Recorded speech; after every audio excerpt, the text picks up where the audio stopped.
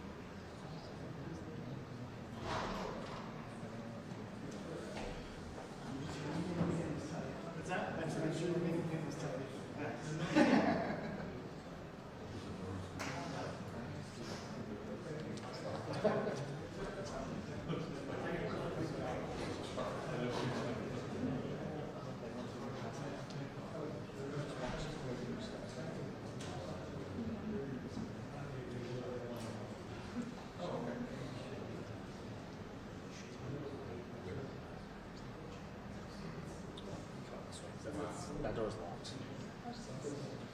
Once he passes, Yeah, that's good. Yeah. There's bags that are right there.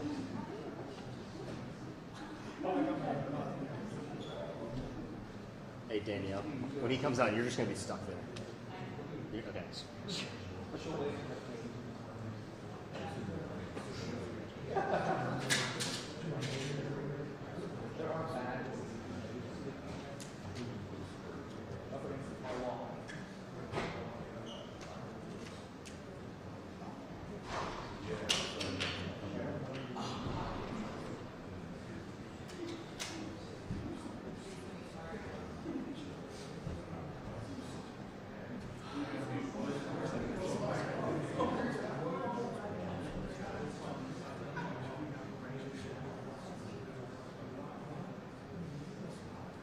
All right, he's coming out of there.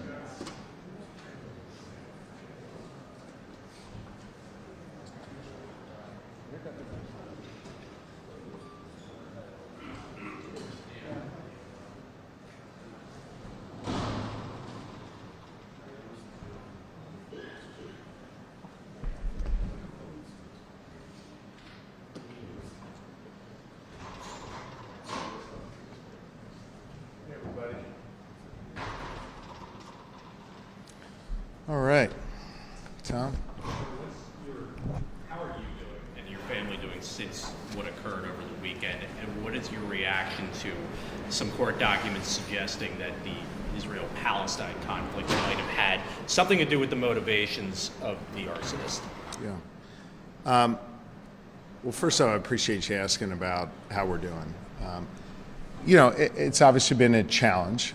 My focus has been on being a good dad, a good husband, and a good governor, in that order.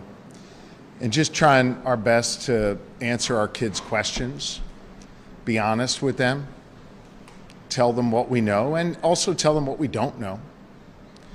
And to let them know that they're safe and they're going to be okay. And it's okay to feel a lot of different things. And it's okay to not be okay also. So Laura and I have just tried to be good parents through this process. And we've gotten a lot of just unbelievably warm wishes from people and prayers from people of all different faiths that have really sustained us and lifted our spirits.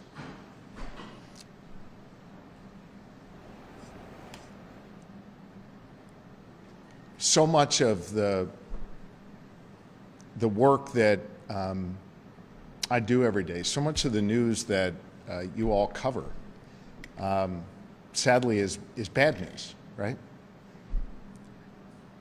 And yet in these days following the bad news, what Lori and I have experienced is just an outpouring of positivity and warmth from so many people that has really filled us up and has strengthened us. And I think has strengthened our kids as well.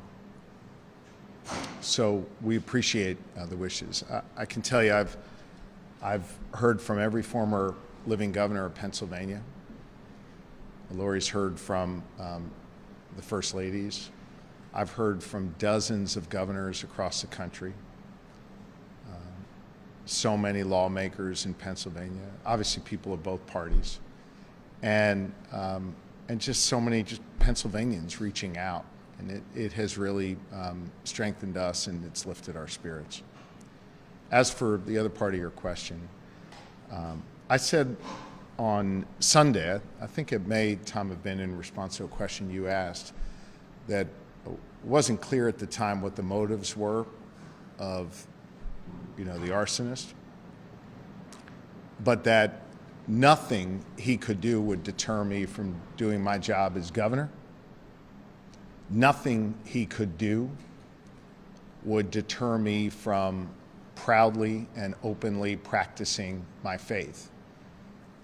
I told you that day that I was going to be heading to our second Seder, and we did. We had a beautiful Seder together. And I continue to find strength in my faith as we go forward here. I know that there are people out there who want to ascribe their own viewpoints as to what happened here and why. I know there are people out there who want to adopt their own political viewpoints or their own worldviews to what happened and why. I choose not to participate in that. I said after the assassination attempt on the president in Butler, I said in Altoona after we captured the individual who shot and killed the U.S. healthcare CEO, and I said on Sunday that this kind of violence has no place in our society, regardless of what motivates it. This is not how we resolve our differences, and this is not okay. This level of violence has to end, and it has to be roundly condemned by everyone, both political parties, people from all different walks of life. It's not okay. So the prosecutors will ultimately determine what motivated this. The district attorney and the Department of Justice can comment on that further.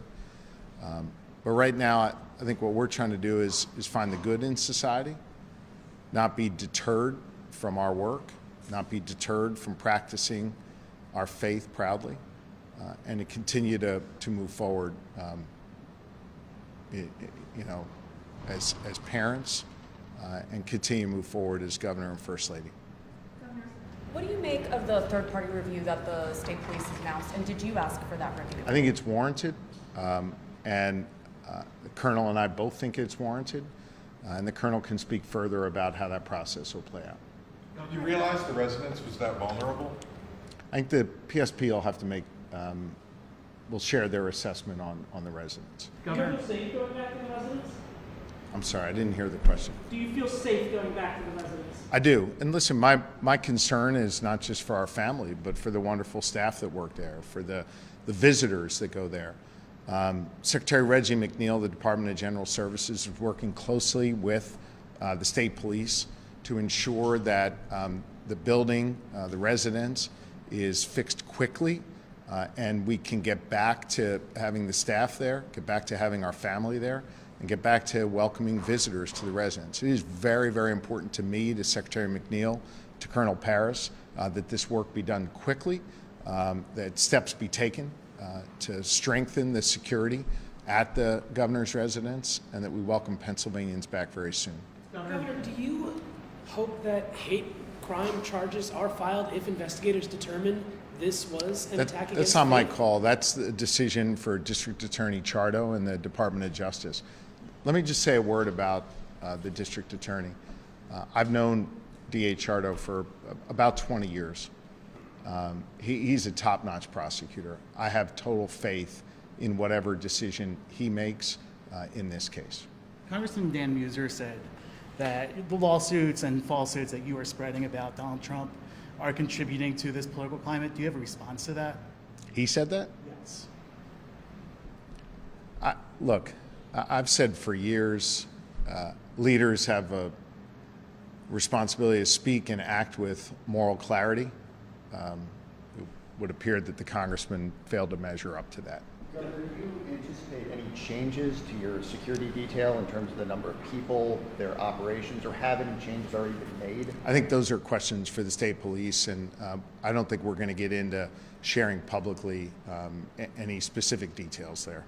I do want to say more broadly, I have total faith in the members of my detail and total faith in the Pennsylvania State Police to both learn from this incident and to continue to keep me and my family safe.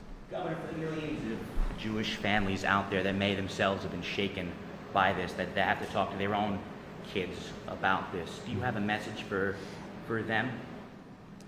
Well, first, I want to thank them for so many of the messages of support they've shared with us. I want them to see that my wife and I and our kids continue to celebrate our faith proudly and openly. I want them to see that people from all different faiths have reached out to condemn this act and to lift up our family in prayer. And that's the Pennsylvania way. Remember, this is a place that was established by William Penn to be warm and welcoming for people of all faiths.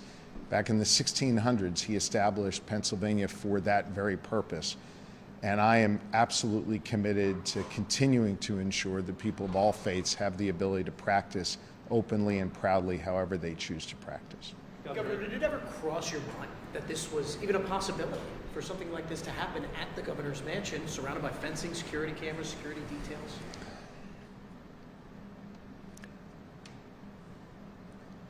When you're in a position like this,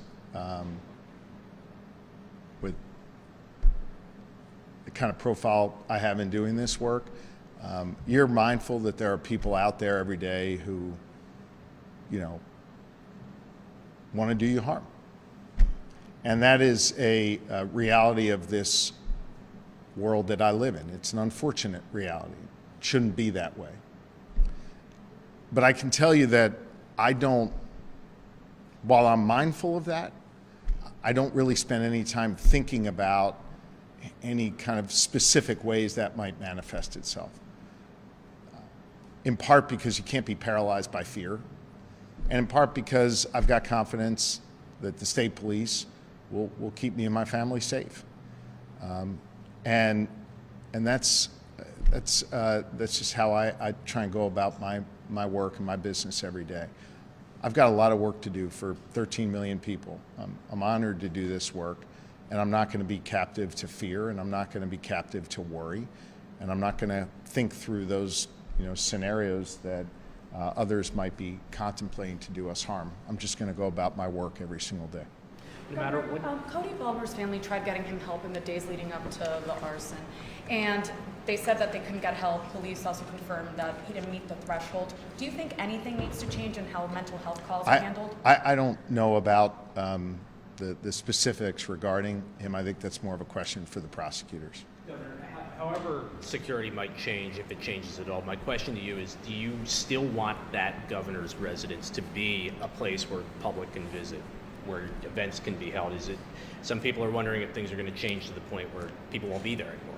Tom, it is critically important to me that the residence be a place that is comfortable and safe for me and my family, for our staff, and for visitors all across Pennsylvania who come there. We're going to continue to have the house open to celebrate Halloween and Christmas and many other things. We're going to continue to have a lecture series quarterly, as Lori and I began a couple years ago. We're going to continue to welcome lawmakers and guests, and we're going to try and do that very, very quickly.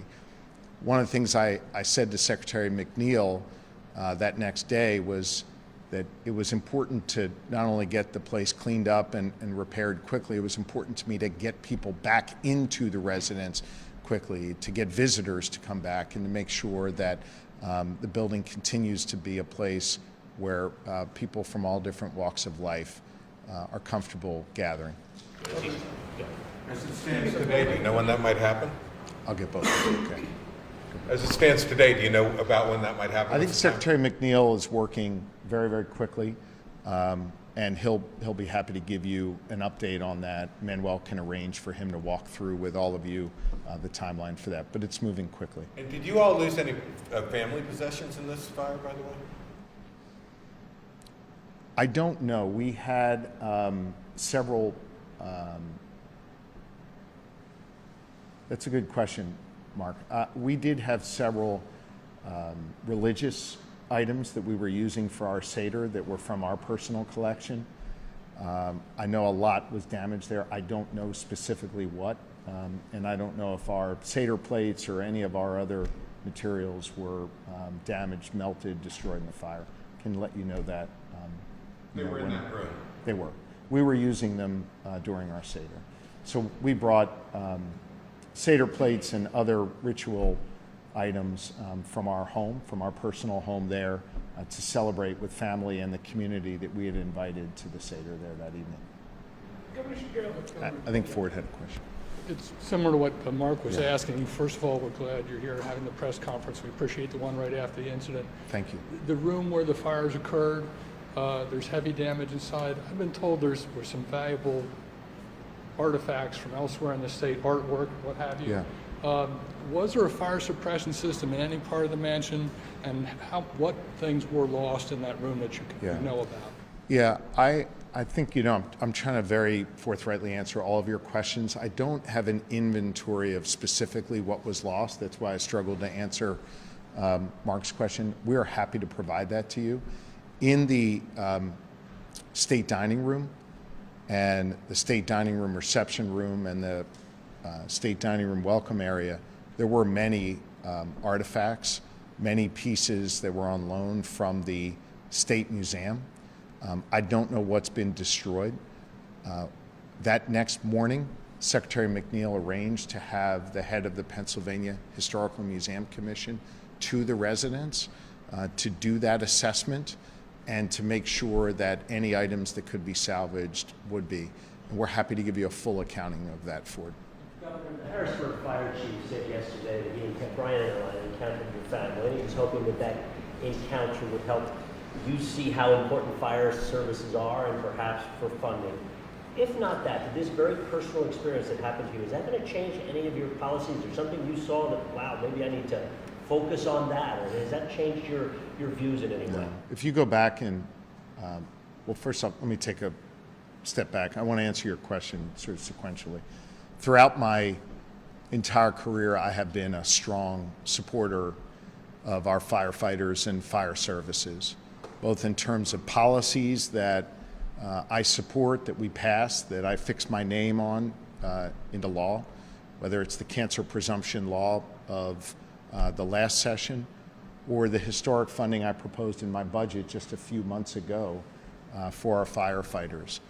So I've always been a strong supporter of our firefighters and will continue to be. So my policy views will not change. I will share with you that in one of the many conversations Lori and the kids and I had that next morning, the kids actually said, we really want to do something for those firefighters who came on the scene, and they were there quickly. And my kids all interacted with them that night when we were standing outside as they were putting out the fire. And right around that time, a good friend, Chef Robert Irvine, who does extraordinary work for first responders and veterans all across the globe, reached out and said, hey, if there's anything we can do to help, let me know. So tomorrow, or Thursday, tomorrow I think, Lori and the kids and I are going to be with Chef Irvine serving lunch to all of the firefighters from the Harrisburg Bureau of Fire as a way to not only thank them for what they did for our family this weekend and what they did at the governor's residence, but for what they do every single day to serve our community. To ask directly, you've talked about it, but to ask directly, do you believe that you were targeted because of your faith? I think that's a question for the prosecutors to determine what the mens rea, what the motivation was for this crime. It's not for me to answer. And have you asked internally? Like how this could happen? Have you asked PSP and? We're having a lot of conversations with PSP, and they are doing a number of things. Number one, having an independent review of all security measures. Number two, taking concrete steps to improve our security measures.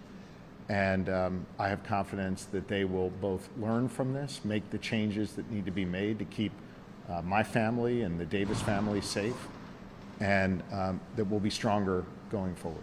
Brian, if you had an opportunity to speak to the suspect, what would you say? I really haven't thought about that, and I trust he'll be prosecuted to the fullest extent of the law, as District Attorney Chardo has said. Do one more here. Brian, The question of the fire suppression, I'm not sure if you answered, Hang I'm on. sorry. I was going to ask about the fire suppression. So, I'm sorry, I didn't answer that. Your question was? Was there a fire suppression system, not just in the room with the artwork, but the entire? I don't know, but Secretary McNeil can provide all of that for you. Okay. I was going to ask about Brian Interline said that having a fire suppression system or a sprinkler system in place would have extinguished that. Yeah. Is that going to be part of the upgrades or I like don't- the rebuilding? Secretary McNeil can answer all of those questions for you relative to the systems that were in place in the residence and what changes will be made going forward. And I'm sure Manuel can make the Secretary available to all of you later today or tomorrow to answer those questions. Governor, discussing this with your children, was there a particular question that you found most challenging to answer? You know, obviously I want to keep the specifics of my conversations with my children private, but I think just in general it's very hard as a parent to answer to children like, why does this kind of stuff happen in life? Forget targeting me or my family or the governor's residence, but why are there people out there that want to do harm to others? And those are hard questions to answer for kids. And I don't proclaim to have a monopoly on good answers. I'm sure there are other parents out there who could do a much better job of explaining that to their kids. I think the most important thing I can do for my kids right now is to answer the specifics that I know so that they have the information they need, and to just hug them a lot, kiss them a lot, and let them know that they're safe and that they're going to be okay. And to just get them back into their normal routine as much as possible. Did you hear from President Trump at all after this? I haven't, no. Police said that Boulder had, that he said on his 911 call that he will not take part in your plans for what you want to do to the Palestinian people. What do you make of that? What does that mean? I don't know. I think that's a question for prosecutors to determine what he meant by that, and to prosecute him to the fullest extent of the law. Thank you, guys. Okay. Hey, I just want to say to all of you who are there Sunday and to Dad, I know we interact with one another very regularly. I always try and answer your questions. I want to say thank you for the personal sentiments that you've shared with me and my family. I appreciate that, and I appreciate the sensitivity within which you ask the questions and you all go about doing your jobs every day. So thank you. Okay. See y'all later.